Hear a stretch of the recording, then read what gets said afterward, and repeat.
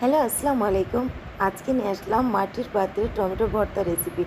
একটা গ্রামের আবহাওয়া আসবে এবং এই টমেটো ভর্তাটা এত টেস্টি, একবার বানিয়ে খেলে আপনি বারবার বানাতে চাবেন। তো প্রথমে নিয়েছি টমেটো আর রসুনগুলা এইভাবে 10 মিনিট পুড়িয়ে নিয়েছি।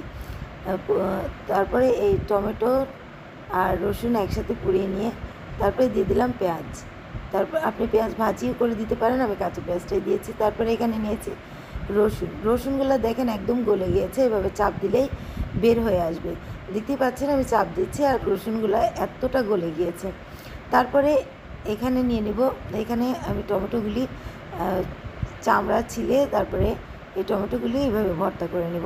তারপরে নিয়ে নেব মরিচ। আমি এখানে শুকনো মরিচ ভেজে নিয়েছি, আপনি ঝাল ইচ্ছা মতো দিতে পারেন। লবণ দিয়ে শুকনো মরিচগুলো মেখে নেবেন। তারপরে দিয়ে দেবেন সরষের তেল।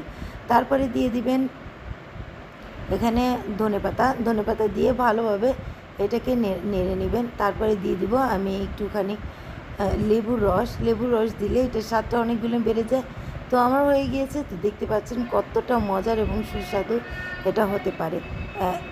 একবার খেলে আপনি বারবার এটা বানাতে চাবেন। এই মাটির পাত্রে একটা সুন্দর একটা গন্ধ আসছে। তো কেমন লাগলো